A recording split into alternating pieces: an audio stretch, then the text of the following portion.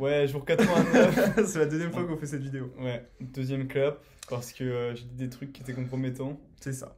Donc on va recommencer dans les Pas du règles tout de l'art. vrai, C'est parce une que super vidéo. J'arrivais pas à parler. On passe, comme tu l'as très bien dit dans la vidéo d'avant que vous n'allez pas voir, au chiffre des 8 sur les dizaines. Donc jour moins 89. Aujourd'hui, on vous raconte notre journée directement, Axel. Exactement, c'est parti. Donc moi, je commence par l'heure de 8h, il va faire l'heure de 9h, vous comprenez le concept. Ok, 8h, on a parlé des États-Unis et de la peine de mort qui existait encore dans ce magnifique pays. C'est ça, exactement. De À toi, le Paul. 9 à 10, notre prof de maths nous a fait un compte rendu du Ah DS ouais, c'était Top horrible, 3 c'était dont Axel vous a horrible. parlé la semaine dernière qui était super dur. Voilà. C'était... moi je l'ai pas fait, j'ai trouvé ça horrible parce que comme à chaque fois qu'il fait une correction de DS, il montre toutes les choses super simples, entre guillemets, enfin simples pour lui, à voir, que en gros il dit... Moi, je trouvais ça dur. Il dit on pouvait avoir tous les points, on pouvait avoir tous les points dans toutes les questions qu'il nous a montrées qui étaient soi-disant faciles, soi-disant déduire, mais que finalement quand t'as le sujet sous les yeux et que t'es perdu sur les questions, pas assez facile que ça à voir quoi. C'était chiant. Et donc c'est super frustrant à ce niveau-là, mais en même temps, bon, je pense que c'est le niveau qu'il faut qu'on atteigne de compréhension, de clarté au niveau du concours. Donc c'était à la fois intéressant, voilà, moi j'ai bien aimé quand même. Exactement. Après, de 10 à 11, encore histoire, mais avec notre deuxième prof. Vous savez, on a deux profs d'histoire. Et donc là, c'était sur l'Europe. C'est ça, donc il est à fond, on fait la construction européenne, comment ça s'imbrique, tous ces organismes et tout. On avance, voilà. Ensuite, qu'est-ce qu'on a fait? Ouais, super. Ensuite, LV2. Bah non, ensuite 2 heures de maths. Ensuite LV2, moi j'ai rien à dire dessus. Ensuite, 2 heures de maths. On a C'est continué de ça. faire des estimations. C'est Et ça. ensuite, présentation HEC. Ah ouais, ça c'était vraiment cool. Je avec parle. Clara. Ouais, tu veux parler? Je parle 30 secondes dessus, c'était vraiment Ouais. super, hyper motivant.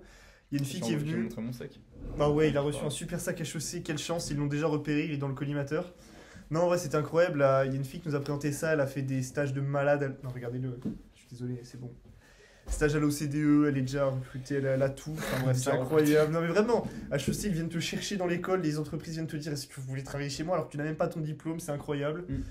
Ça donne super envie d'y aller, du coup, on est motivé pour bosser ce soir. Et d'ailleurs, bah, ce soir, qu'est-ce qu'on fait? On vous présente un nouveau concept pour ODS sur l'Asie. Vas-y, on va vous parler de l'Asia. Non, ça c'était avant. Ah non, putain.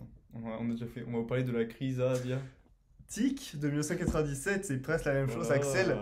Qu'est-ce que c'est? Dans quel contexte est-ce qu'on peut utiliser cette crise dans un DS d'histoire ou dans une Voilà, bah on en parle surtout pour un sujet qui traite du capitalisme, pour montrer un peu les limites ou un peu les Par dangers exemple, du par capitalisme. exemple. Voilà. Ou alors un sujet sur un rôle de la Chine important, ou même sur l'Asie, et voilà. Vous savez faire, vous saurez faire les liens de toute façon, on a confiance en vous. Donc ça se passe quand?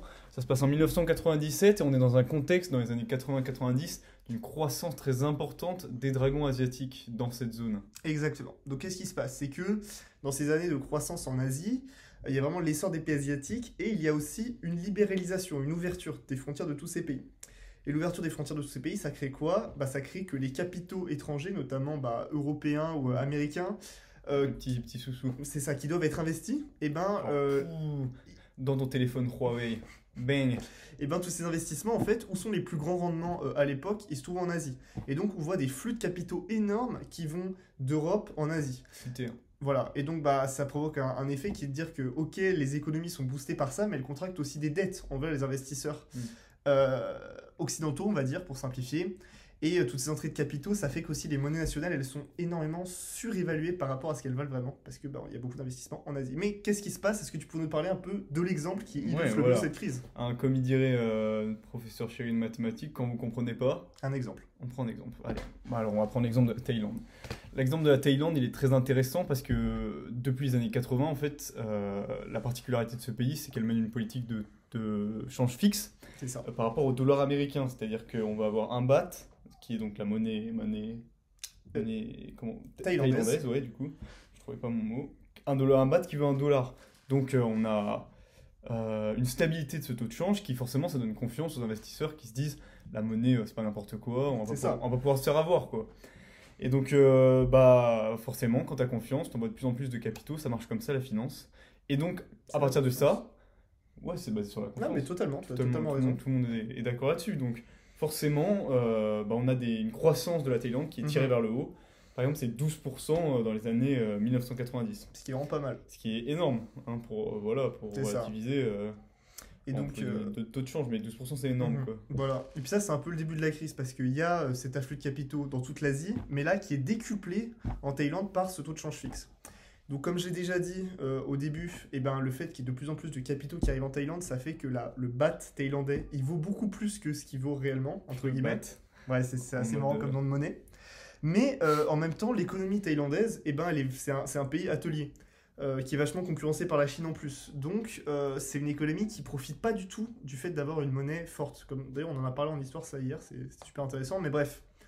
Donc tout ça fait que finalement l'économie thaïlandaise qui était censée être une économie super impulsive, une super économie dans laquelle investir, et elle se retrouve tirée vers le bas plus que vers le haut par ses investissements. Et donc qu'est-ce qui se passe à la suite de ça? Il se passe qu'on va se rendre compte qu'on prête beaucoup plus à ces économies, on envoie beaucoup plus d'investissements dans ces pays qui n'ont de rendement. Exactement. Donc en fait, cette image d'Eldorado qu'on a un peu pour ces pays, elle va être, elle est 100% biaisée en fait. Et on s'en rend compte à la fin des années 90 en fait. C'est ça, ouais c'est ça, fin des années 90. Et du coup, forcément, quand il n'y a plus de confiance, exactement la conséquence inverse, la balance commerciale va se dégrader, on va avoir une multiplication des faillites. Et forcément, il y aura une panique financière qui va faire fuir les capitaux de ce pays, de cette zone en fait asiatique. Et donc à partir de là, c'est l'effondrement, c'est l'effet boule de neige, parce que les capitaux fuient, donc les investisseurs occidentaux veulent récupérer leur argent, mais en même temps, en privant toutes les nouvelles entreprises qui avaient financé de financement, forcément ça entraîne des faillites qui entraînent des faillites. Et en plus, la banque centrale thaïlandaise, elle veut réussir à maintenir son taux de change fixe avec le dollar, mais elle n'y arrive pas. Et donc à un moment, elle doit lâcher. Et le baht s'effondre totalement et les produits thaïlandais qui étaient vendus en baht, ils ont d'autant plus de mal à maintenant rembourser leurs dettes. Les Thaïlandais ont beaucoup plus de mal à rembourser leurs dettes par rapport aux investisseurs qui leur avaient prêté en dollars. Ils sont plus dans le baht que... Donc voilà, tout ça pour dire, c'est vraiment un effet domino. Et cette crise, vu que toutes les économies étaient assez liées à l'époque en Asie et qu'il y avait ce phénomène, on le retrouve dans plein d'autres pays d'Asie, il va se propager. Mais heureusement, il y a quand même la Chine qui était là pour un peu maintenir les blocs en place. Et qu'est-ce qu'elle a fait exactement la Chine? Voilà, parce qu'on vous a pas menti, on vous a dit que c'est à placer dans un sujet sur la Chine, mais pour l'instant, on n'a pas dit le mot Chine. Donc déjà, les viewers sont en mode c'est n'importe quoi, je vais mettre un pouce rouge. C'est ça. C'est plus possible, ça a été supprimé. Si, c'est possible, mais on voit pas le nombre de pouces rouges, c'est tout. Ok, je retire ce que j'ai dit. Mettez pas de pouce rouge. Bref, on vous explique pourquoi la Chine elle a un rôle là-dedans. C'est parce qu'en fait, la Chine elle a joué un rôle très stabilisateur dans cette crise. Donc un rôle vraiment décisif parce que le taux du yuan, lui par contre, était vraiment stable contre le dollar. On était stable quoi. C'était pas stable en mode le baht, on sait pas trop. Ouais, le baht on s'est quand même bien fait avoir. Tandis que le yuan c'était solide. Pourquoi c'était solide? Parce qu'on avait déjà une économie qui était bien installée à la fin des années 90. Et donc moins vulnérable, et donc confiance, etc. Vous connaissez la logique. C'est exactement ça. Donc l'économie était solide, et elle a su renflouer ces pays qui étaient un peu dans la mouise. Exactement. Puis ensuite, en plus, la Chine n'avait pas d'investissement. Enfin, les gens avaient déjà investi en Chine, en fait, à cette époque. Donc il n'y a pas eu des gros investissements les années 80 et retrait en 90. La Chine, c'était des investissements plus anciens, donc ils n'ont pas été retirés par les investisseurs de cette crise. Donc voilà. Voilà, ça dure 8 minutes, mais du coup, pour faire genre, on avait prévu que ça dure 8 minutes, on va appeler la vidéo genre longue vidéo sur la crise asiatique. Si vous êtes arrivé jusque-là, on vous remercie. Ouais, notamment Antoine, à qui on pense tous les jours en faisant nos vidéos. Alexandre, si tu regardes cette vidéo, on pense à toi. Et mon petit frère. C'est ça. Célestin. Donc à vous trois, on vous fait des gros cœurs, le reste aussi, mais peut-être moins. Parce qu'on doute que vous serez arrivé jusque-là. Si vous faites partie des élus, mettez un commentaire. Et donc, voilà, petit récap sur la crise économique de l'année 1997 en Asie. Voilà. C'est ciao. Bisous. Bon DS à vous.